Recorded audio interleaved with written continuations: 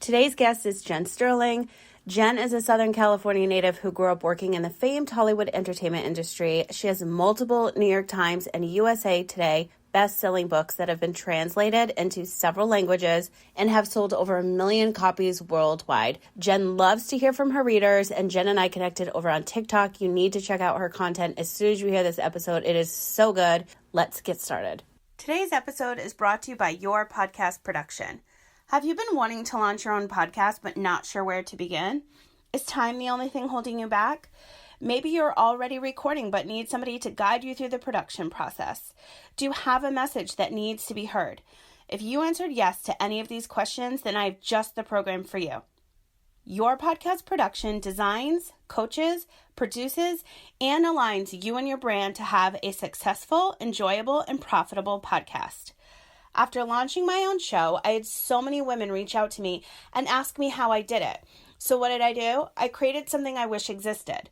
There are many ways to create and launch a podcast, and you want to make sure you do it right from the very beginning. I believe that keeping it simple, organized, and original is the most effective and efficient way to go. Are you ready to start the process? Are you ready to learn more? Visit yourpodcastproduction.com today. Welcome to Kellyanne Cares, a one-of-a-kind show created to motivate, stimulate, educate, and inspire you, personally and professionally. Hi, I'm Kelly. I'm an entrepreneur, patient advocate, content creator, and author. You may know me from the Everything is Messy book, brand, and podcast. But what you may not know is how hard I had to work to get me to where I am today. Mentally, physically, emotionally, and spiritually. I'm a firm believer that everything happens for a reason. And in this season, I'm more driven and extremely passionate about my purpose to help you save the time, money, and energy it takes to be happier and get healthier with your mind, body, business, and life. Tune in every week to hear raw, unfiltered conversations from myself and my incredible guests as we discuss trending topics, share stories of resilience, and chat about all things health, wealth, healing, and wellness. Whether you're here to listen, learn, or laugh, I promise to bring awareness and add more value to your day. Take this time to relax and recharge. Listen, life is short. Invest in yourself. Be loud, be different, be you, and most importantly, enjoy the ride. Buckle up, because today's podcast experience starts now. One more thing, sharing is caring. I would love your thoughts on today's episode. Head on over to Apple Podcasts to rate, review, and subscribe. I would truly appreciate it. Want to continue the conversation? Let's connect online. You can find me at kellyanngorman.com, and all my social links are in the show notes. Now let's get into today's show. Hey guys, welcome back to a brand new episode of the Everything is Messy podcast. I'm here with my new friend, Jenn. Welcome to the show. Thank you so much for having me. I'm so excited. Jenn and I were just living our best life trying to figure out Zoom, so we all know how that goes. So here we are. Yeah, I'm super good at technology, apparently. So I'm really on it. So I know you guys heard the intro about Jenn and who she is and what she does earlier, but I also want to share that I slid into Jenn's DMs, and that was on TikTok, and she's just legit real person. I love connecting with other creators, other writers, and I was following her, and I'm like, this woman needs to come on my show. So that's why you are here, and we finally made it happen. You did slide into my DMs, and I was like, oh, I'm going to take her up on this offer. And I'm so excited. Thank you so much for having me. I'm actually really excited to be here with you. You have such an interesting story and journey, and I'm psyched. I know it is a crazy one, but I want to talk about yours today because before we hit record, we were talking about LA life and blogging, and I snuck up on her blog when I was doing my research before she came on. Which is hashtag blog life. Only a little embarrassing because that is some old content. Yeah, but that's how you got to where you are now. So tell us, I have so many questions for you and I have them written down. Otherwise, I don't remember shit. So I want to know how you started writing, because I read snippets. I read everything on your blog, but I want you to tell the audience how you started. Well, so I never knew, unlike most authors, I never knew that I wanted to write, right? I never knew that I wanted to write a book. That was never something that was kind of in my head. I knew that I always enjoyed writing in terms of, like you said, blogging. I loved blogging. I loved just talking about little snippets and stuff. And at the time, all of my other blogger friends were getting book deals. And I remember thinking gosh, I have no interest in that. Like, I'm the only one blogging just for the sake of having fun. Yeah. I did have one story that was in my head and had been in my head for probably 20 years. I knew one day I would want to write a book based around this story. But it was never anything like pressing. Mm-hmm. As they always say, like, timing is divine. And out of nowhere, this story started really, really pushing at me and being relentless in my head. And I ended up getting fired from my job, like at the same time that this story was just kind of brewing and brewing. And I was like, well, I literally just got fired for the first time in my life. The only thing I want to do is go write this book. I mean, not the only thing, right? Yeah. But I'd never own a laptop. So I went out the day after I got fired. I bought a laptop and I started writing this book. I had no idea how to write a book. I had no knowledge on how to do this. I just knew that I wanted to. And that's how I started writing. And thank you for coming on the show. End scene. Bye. Okay, so quick question. So are all of your books self-published? Yes, right? Yes. Okay. They are. Yep. My one little baby is self-published. Why did you choose that route rather than pitching houses? Traditional. Yeah. Yeah, well, when I finished that first book that I wrote terribly and had a friend edit it who was really good with Word, which, hi, everyone, that doesn't work. I hired a team of 11 people. I didn't know what I was doing. And at the time, there was so little kind of like public knowledge about self-publishing. Like there wasn't a lot of, I did do research, but I researched traditional publishing houses. Mm-hmm. I queried. I went the total traditional route because I thought that's what I had to do. Yeah. And also, again, at the time, self-publishing meant you were a failure, right? Like, oh, if you're self-publishing, whatever it is that you're trying to write isn't good enough for a publishing house. Mm-hmm. You have to go this route because you suck. Yeah. So I just remember being like so defeated every time I would get a, like, no, we're not interested. And I thought, okay, if I get one more rejection, I'm just going to consider myself a failure and self-publish. It's really how I felt. And I got that rejection and I self-published, and it literally was the best thing I've ever done. I absolutely, absolutely love the control that I have self-publishing. And I think for so many people, if you are in a business by yourself or you're any kind of entrepreneurial spirit, you do have a level of control issues in you. You want to be in charge of things. So I really appreciate that. I appreciate that nobody tells me what to do. Nobody tells me what to write about. Nobody tells me I can or can't write about something. Nobody tells me what my covers have to look like. I appreciate having complete control over everything that I do. Mm-hmm. And I think I posted this last week on my TikTok, is that I was explaining the hustle, and it was a video of me going into a local bookstore in Del Mar, the hustle of a self-publisher. Like, people now, there's so much fucking information about self-publishing on the internet. Oh yeah. But before, it's like you were probably faxing, sending letters, snail mail, and like you're lucky if you got a fucking email address, calling an 800 number. Like, that's the shit I had to do when I wanted to work overseas and get things accomplished. But now it's everywhere. But I think what people don't understand, I self-published because I had a book and like I had to get it out now, and I wanted 100% complete creative control, exactly like you said. And you have so many series and so many books. So the creative level, mine's personal development with vegan recipes inside. Yours are novels and series, and there's so much more that people can nitpick and say, nope, the marketing can't have that image. Like, you can't have this word. Exactly. This is against the law in this country. They're not going to rewrite it and all of that. So exactly. I think something that people don't talk about in the self-publishing world is how much work is involved.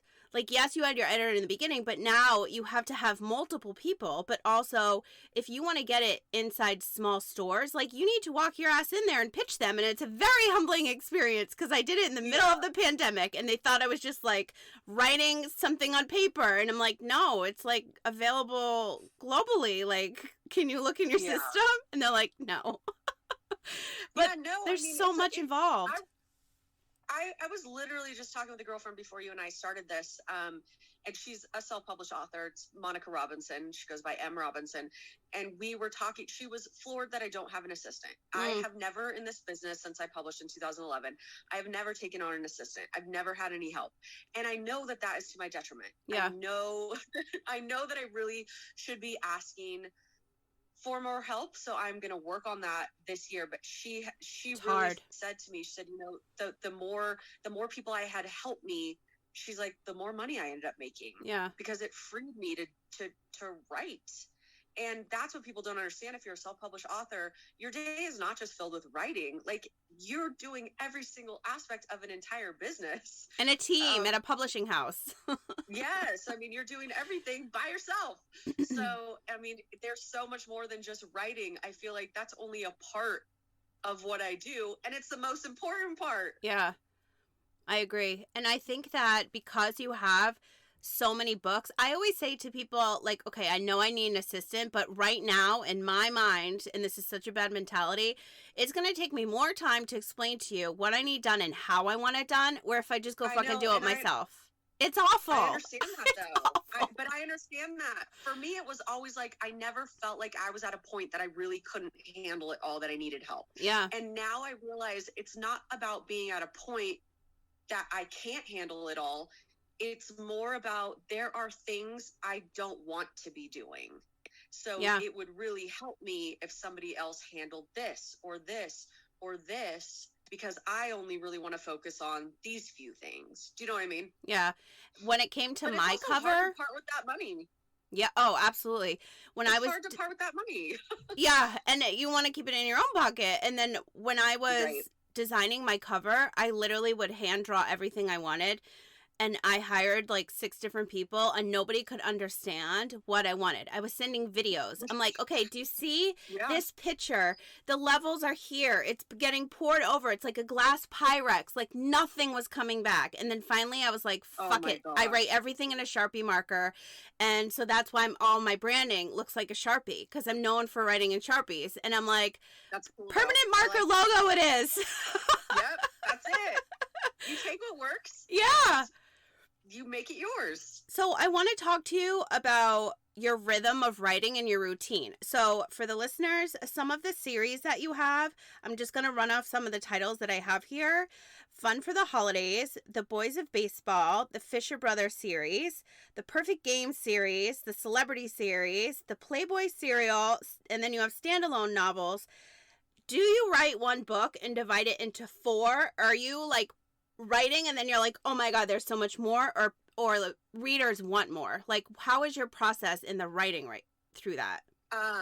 So like the Playboy serial is the only book that I wrote. It's one story broken into like 3 quote unquote episodes. Okay. I released them at the time. This was so long ago. It was like 2014 maybe that I released those. And I just wrote 3 things. They ended on cliffhangers and I released them once a week.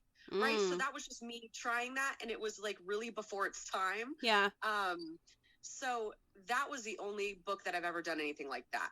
The other ones, like the Fisher Brothers series, the Celebrity series, the Boys of Baseball, I always knew that those were going into it like, hey, the Fisher Brothers, we're going to follow these 3 brothers. Each brother's going to get his own book. So that was always the plan. The Boys of Baseball, I knew we were going to follow 3 boys on a baseball team. That was always the plan. The Perfect Game, which is hands down my best-selling series, my best-selling book, the book that put me on the map, so to speak. I had only intended to write one book. I had only intended to write The Perfect Game because it did so well and there was such demand for it. I was like, okay, maybe I can write a second book for this couple. And so I did. And what was great was I had taken so much of the feedback from the readers, what they felt was lacking, what upset them, what they loved. And I carried on with the story and I tried to answer everything that they wanted to know from the first book, right? So I took that second book and continued in their timeline. And then I was like, well, of course I have a third book for them because now I really want them to be like married and grown up and happily ever after. So we follow that couple kind of throughout their life. Yeah. So That wasn't planned.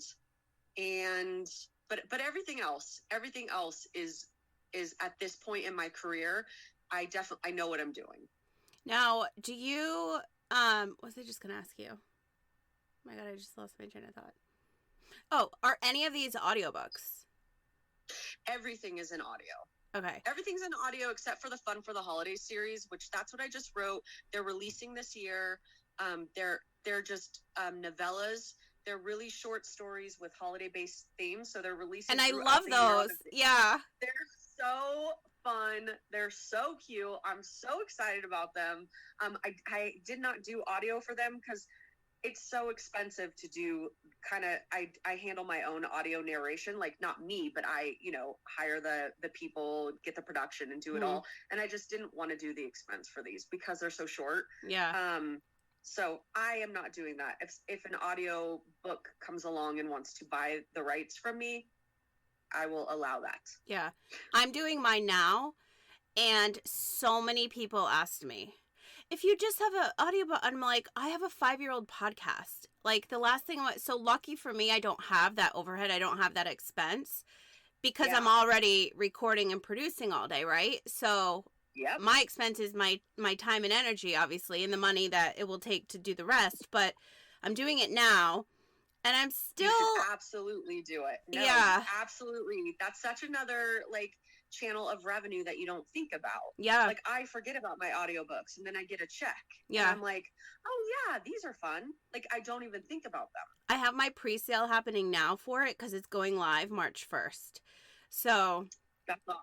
I'm excited, but I also love that you're just so creative. Like, a lot of authors, yeah, we can write all day, right? But the whole series and the whole colorful, and I forget, I don't want to quote you wrong, but you said you really want people to feel in love with these books and put a smile on their face. Yeah. And you have a meaning behind every one, you're so passionate about it, but I don't see many people being as creative, especially with the last series, all the seasons. I love that, and you don't really see a lot of that. So I've never seen anything like that with the Fun for the Holidays. I have literally had this series planned for 7 years. And I mean, just the idea, not even remotely what I was going to write, but just the idea. I had always wanted to do this. And I never felt like I had the time because I very much was writing and releasing. Yeah. Writing. And the second I finish a book, well, I'm going to release it 2 weeks later. Right. I just never was able to quote unquote get ahead. Yeah. So I really took the time last year. I took 8 months and I wrote 7 books, seven of those books in 8 months. And I'm going to write 5 more I'm going to write 5 more this year so that next year those 5 will release. And then we'll have a full year of holiday based theme books. It has brought the joy back to me. They are so fun. They're so sexy. They're just flirty. They're lighthearted. They're they'll take 2 to 4 hours to read. They're just a joy. They're just a joyful, fun story. And I mean, everything has a happily ever after, and they're also complete. I feel when people write shorter books or novellas, a lot of times they're just filled with sex, or the story, there's not really a story there. These are meant to feel like you got a complete story in a really short package. Yeah. So, and you're really excited about it still. We're on video now, so I can see how you light up.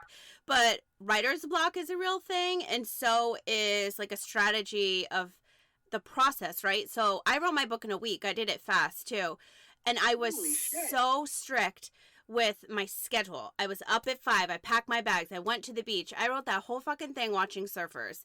And then I came home and then I developed the recipes. That is not normal. I know. Your listeners need to know, writing a book in a week, that is not normal. No, that's not normal at all. But what else? What about my life is? So just another check, But it just came. The reason why I did it so fast, a little backstory, is because I was writing a book from 2016, and then I got sick for all these years, and I'm like, who the fuck wants to read this negative story? The whole point of writing a book is to make me happy and to make other people happy. And I'm like, what makes me happy? Yeah, is being in the kitchen, creating all my recipes. And I used to cook on yachts, and I cooked for years, that was my therapy during chemo. So I wrote a cookbook. But then when I was in the middle, it was the chemical-free cookbook. I'm interrupting today's episode really quickly to remind you how much reviews mean to us podcasters. They honestly help us create more of the content that you love and bring on more of the guests that you want to hear from. So after listening today, head on over to Apple Podcasts, YouTube, and your favorite podcast app and leave a review for the brand new show, Kellyanne Cares. I would truly appreciate it. And if you want to continue the conversation, head on over to the brand new community on TikTok. You can find me at Kellyanne Gorman Official. Now let's get back into today's show. Yeah. I started developing all the recipes literally in the middle of the pandemic. I had to go to all the stores with my mask on and like price, because I wanted all the recipes under $20. So I was price checking and making sure all the recipes were legit vegan and doing all of that. Once I started creating the recipes, all these stories were like floating around in my head. It would bring me back to the day and what happened and what I came out of that day from why did I create these veggie burgers? I was pissed off because I couldn't find veggie burgers in the freezer aisle that had no vegetables. And then, so I, like, all of this stuff was like floating around in my head. So I started writing chapters. It just like came pouring out of me when I finally decided all I wanted was a fucking cookbook. And I'm like, now I'm writing a book? Like, what is this? So now I have 2 books. So I'm like, you know what? It's one of a kind publication because nothing I do is normal. So I put them together because I was like, should I release the recipe? Should I release the book? And I'm like, it just makes sense. And if people know me and they'll get to know me, like from being online for so long, that's my normal. So now you just got a 2-in-1. But like, that was my strategy. Like every day I was so strict with like my schedule. So when you know that it's time to write, what are some of the things that you do? Do you time block? Do you turn off your cell phone? Are you like, peace out, I'm going to like in the middle of the woods? Like, how do you set up your time? I just write every morning. Mm-hmm. I write and I really do try and write like a chapter a day. Mm-hmm. That's what makes me feel like accomplished. Like, oh, okay, I wrote a chapter a day. If it's really, really flowing and I don't want to stop, I'll keep writing more, but I would say like a chapter a day is pretty accurate for me. Sometimes less because I'm struggling, or say like it's a sex scene. I really, really struggle writing sex scenes in my romance novels. So writing that scene will take me like a whole day. And not only will it take me a whole day, it will ruin my whole day.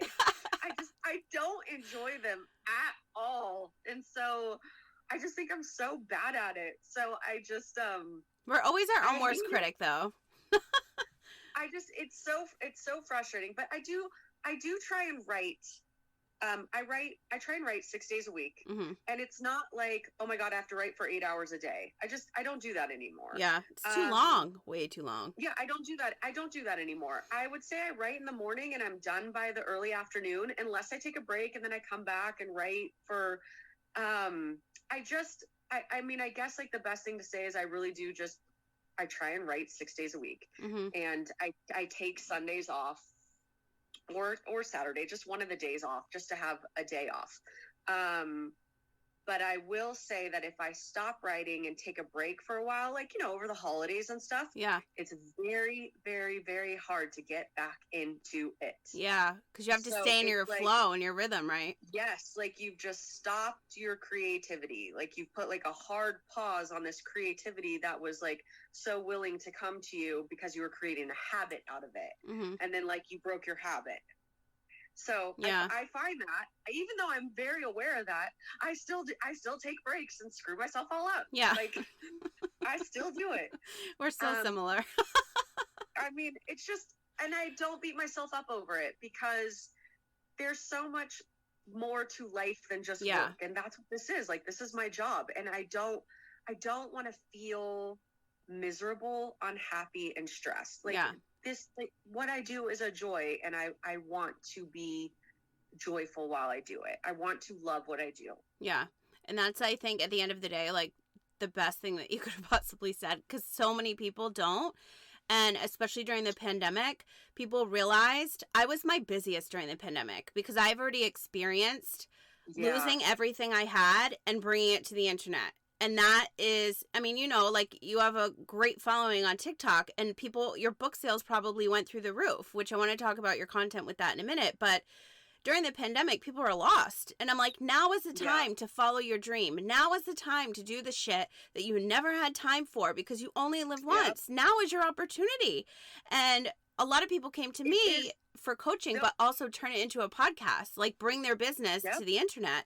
And it was insane. I'm like, what are you doing? Like, this is your ideal time.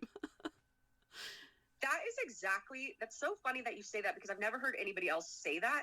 And it's something that I thought right at the beginning when the pandemic started and businesses were closing down and making everybody work from home. I was like, this is what everyone acts like they always want. Yeah. When everyone's bitching and complaining at the office, like, oh, if I could only work from home.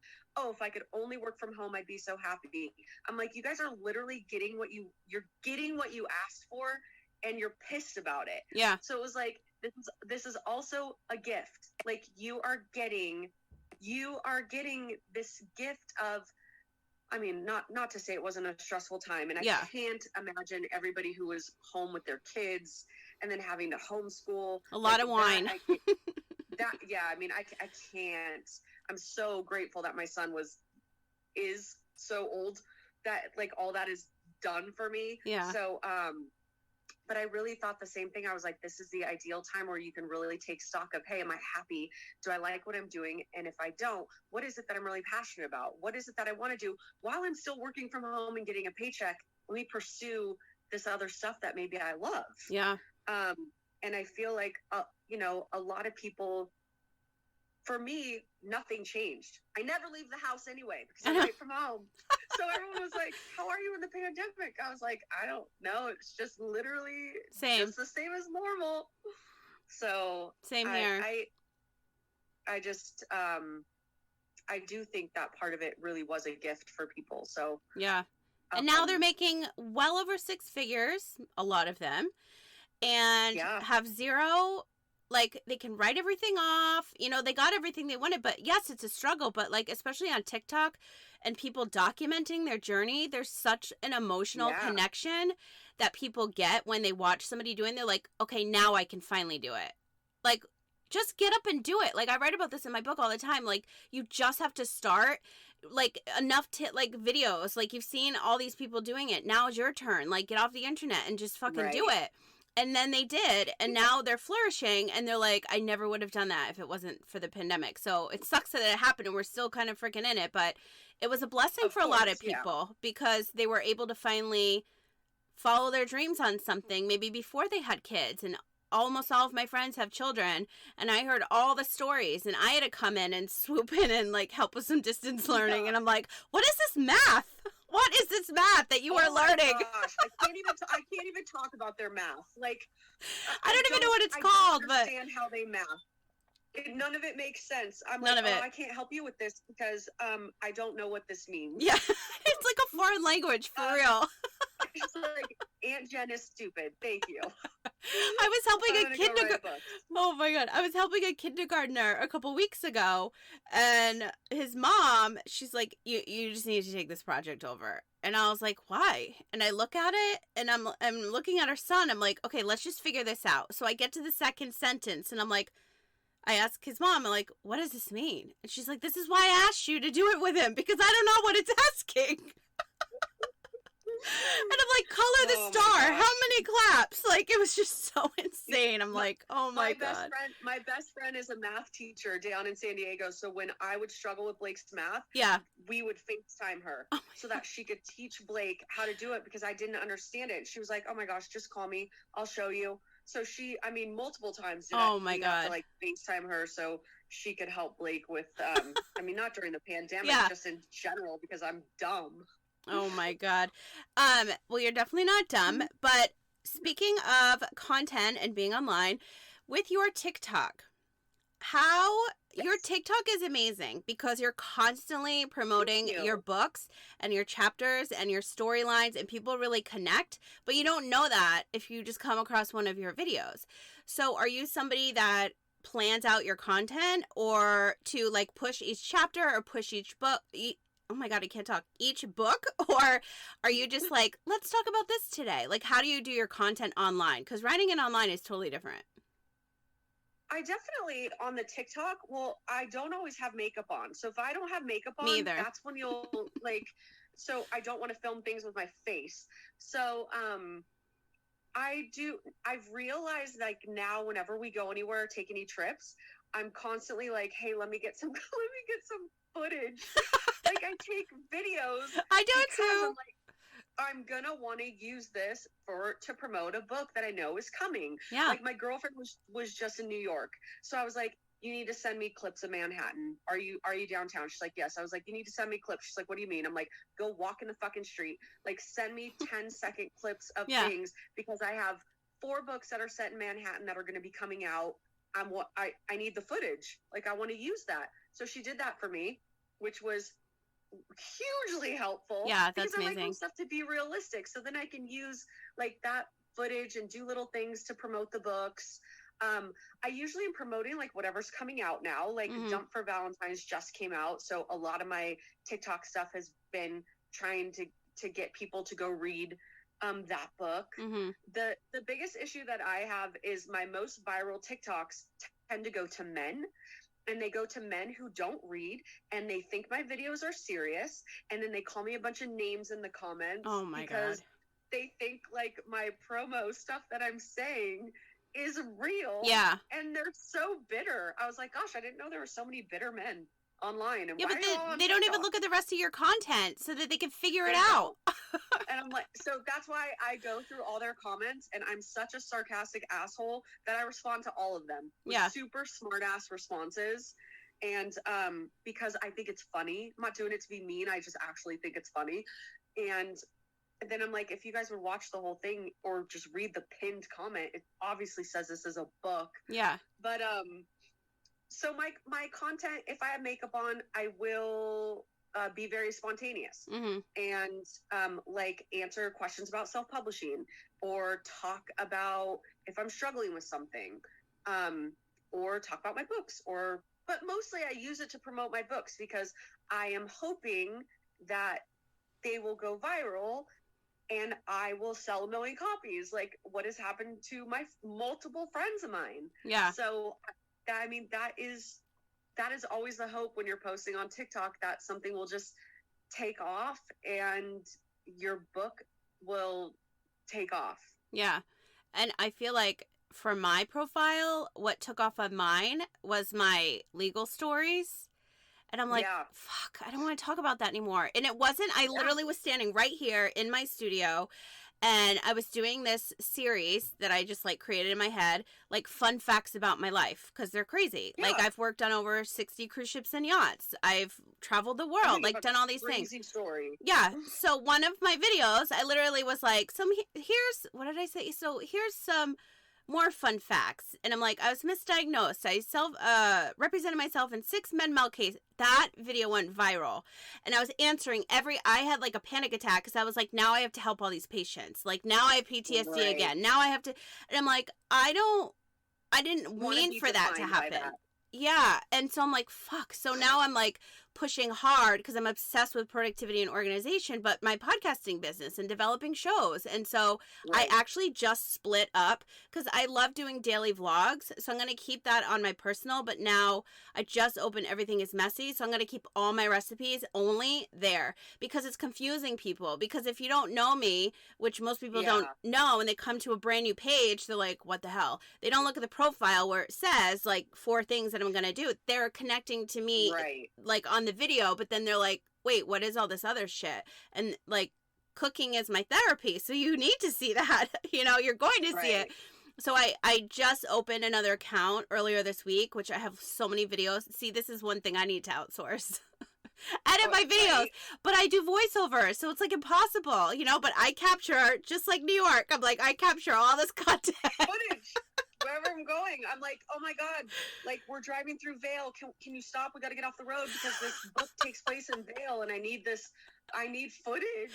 No one understands the behind the scenes, the hours. You need a video just to explain. My boyfriend at this point is just like, he just shakes his head. He's like, okay. As you may or may not know, I am somebody that is obsessed with all things organization and productivity. And if it's going to save me time, money, and energy, I'm here for it. head on over to kellyannegorman.com, click on the page brand deals. The link will be in the show notes, and check out all of my favorite brands. I'm talking coffee. I'm talking credit building. I'm talking saving money by scanning your receipts. All things podcasting, business, organization, delivery services, travel. I have a whole list for you. They're going to save you time, money, and energy. That is something I'm so passionate about. So I wanted to share that with you as well. And while you're there, don't forget to sign up for my weekly newsletter on kellyandgorman.com or over on my LinkedIn. Now let's get back into today's show. Like whatever. And then if he looks really hot, I was like, hi, just keep walking. I need to take footage of you so that I can exploit you for my TikToks. And he's like, oh my gosh, he loves it. He loves it. Of course he does. He loves it. But anytime I put him in a TikTok, like it goes crazy. So I was like, okay. Oh my God. I guess the internet likes you. I need one of those. Yeah. Oh my gosh. But it's hard, like trying to think of stuff, and it's hard because the intent with posting every single TikTok is that little sliver of hope behind it that, oh, maybe this will be the one. Yeah. Like there's no rhyme or rhythm. There's no reason for what happens on TikTok. Like it just does whatever it's going to do. And I think TikTok is so fun. At this point, it's the most social media platform that I think brings the most joy. Facebook is like a horrible, awful place. Oh my God. Right? Like Facebook is just so negative. Everyone hates it. Nobody wants to be there because nobody's nice anymore. And Instagram, they've changed it so much. I hate Instagram. You can't even find anybody that you're friends with. Yeah. They don't show you anything. So Instagram has kind of changed. And TikTok is where the happiness is. No, I agree 100%. That's where I spend all my time, which is how I found you.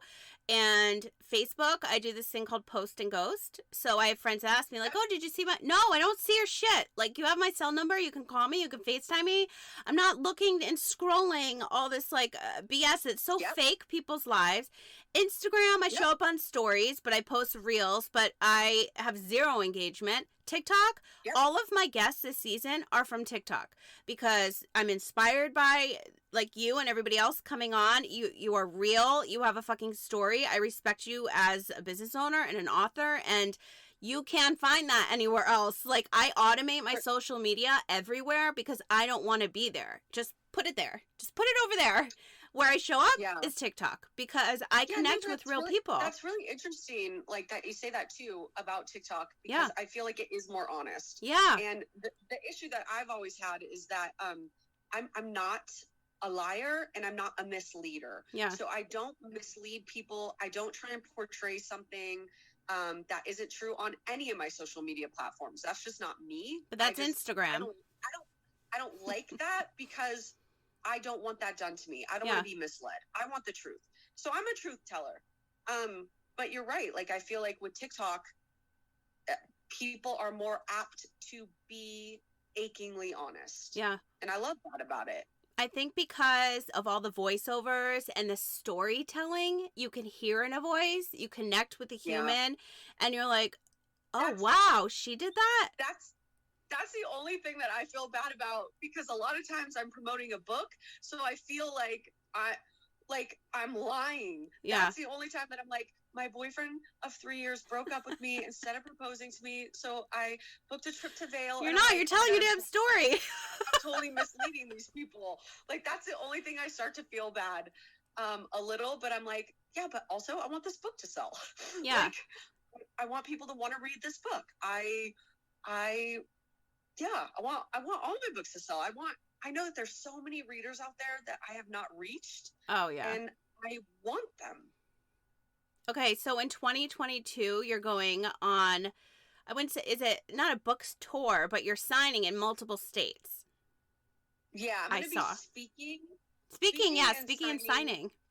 Speaking and signing in Charleston, and then I'll be speaking and signing at Book Bonanza in Texas, and then I will be signing in Philadelphia. And that's it. Those are the only things that I've agreed to because of kind of like dipping our toes back in the water. Yeah. We haven't had signings for years. So I'm doing 3 signings, and that feels, it's so funny. I used to do so many, and 3 right now like feels like a lot. because the book signings are very disruptive. Yeah. Right? They're disruptive to your schedule. They're disruptive to your time. They're unbelievable and so exciting and so great when you're there. But as far as like keeping on a schedule, they are schedule disruptors. So, yeah, 3 feels like a lot, but I'm very excited about them. I'm really excited about the one in Charleston to like speak and sign at. I'm so excited. And go there. Anywhere. It's so beautiful What? there. It's so beautiful Oh, there. I know Charleston is awesome. Ugh. But I'm so excited if I ever get to speak to anyone who wants to write, because I just feel like I have so much knowledge that I am so willing to share, that I like to be in a position to give that to people. I didn't have that, and I like to help people. Yeah, me too. Because I feel like so many people don't move forward with it because they're stuck and they don't have anyone. They don't know. Yeah. They don't have help. And maybe they just have like a couple questions, or maybe, and the one thing again that I am is very honest. Yeah. Like I do not appreciate like fellow authors giving advice, but not disclosing the whole story. Like you can't say, oh, this is what you have to do to be a bestseller, and then not tell people that you spend $500,000 in advertising. Yeah. Like you can't do that. But that's also obvious. So like, why are you even going to do that to yourself? Like it's not like a miracle that actually happens. But people don't know. Yeah. Like other self-published authors don't know. They don't know that people are spending that kind of money. They don't know that people are, because if they're not doing it, or if they are doing it and just spending like $100 a month, maybe to them that's a lot. But it's like, hey, people are spending $100,000 a month, $500,000, and they'd be like, wait, what? That's insane. Like, I mean, it's just that's what I mean. Like, be honest and be transparent. Yeah. And that's what you are. And even on your website, you have like a little Q&A. Like, do you want to learn how to self-publish? That says a lot about your character and you as an author and a businesswoman, because like there's not many people. I try to do that on my TikTok. I'm constantly giving away like, this is how you podcast. Yeah. This is how you do this, because I feel like in my niche too, other than like writing, like my whole podcasting world, people think that you could just upload a show. I'm like, you have no idea what is involved. Let me show you. Yeah. Yeah. No, it's just the same thing with writing. With anyone's like, oh well, anyone can write a book. I was like, cool, then do it. Yeah. Like, yeah, anyone can wite a book. Like, sure, you can. But what happens after you write it? Will people read it is the fucking question. Right. Oh my God. I had so much fun with you today. Where can everybody find you online? Because they need to follow you ASAP. And what else do you have coming up that you want to share? Or do we need to just come see you on TikTok? I mean, definitely all my social media platforms are author J Sterling, and my website is www.j-sterling.com. But I am, TikTok, Instagram, Facebook. I answer every message. Anybody has questions, I'm totally willing to respond to anything. If for some reason you don't hear from me, I did not get your message. So I will tell you that. If you do not hear from me, I am not like snobbing you up. I just definitely did not get your email or did not get your message. I have Dump for Valentine's that just came out, and then I have my Week with the Prince comes out for St. Patrick's Day. Ooh.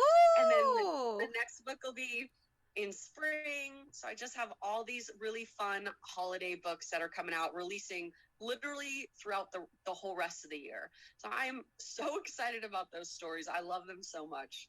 Oh my God. And they seriously light you up, which means everybody else that grabs a copy will like be obsessed with them. And can I just say, like, an Irish prince, like I can use one of those right now. Right? Like, I did all these little tropey romances, and I'm so excited to write 5 more, but I'm also like hesitant because I've never written that many books in my life. And not many books in a year, even though they're short, like I had to come up with whole storylines for them. Yeah. But when you're on a roll, really, I'm not like just a makeup story person. Yeah. I use a lot of reality in it. So that was tough.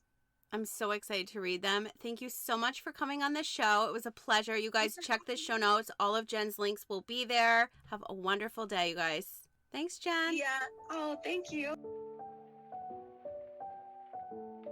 Thanks so much for tuning in to Kellyanne Cares, a one-of-a-kind show created to motivate, stimulate, educate, and inspire you. And I hope that happened for you today. As I mentioned in the intro, I would love your feedback on today's episode. Head to Apple Podcasts, YouTube, or your favorite podcast app to leave a review for the show. I would truly appreciate it. For more information on myself, the show, my book, and the programs, products, and services I've created, visit kellyanngorman.com. While you're there, be sure to sign up for my weekly newsletter, join the podcast community, and check out the brands I'm currently loving. Let's continue today's conversation. You can connect with me on Instagram, TikTok, and Facebook at Kellyanne Gorman Official. All my other social handles will be available for you in the show notes. If you have a product, brand, story, or service you would like to share on the show, send me a message on kellyanngorman.com today. As always, thanks for listening, sharing, and reviewing. I wouldn't be here without you, and I'm so grateful I get to do what I love each and every day. Wishing you a happy, healthy, positive, and productive day, and I'll talk to you again soon.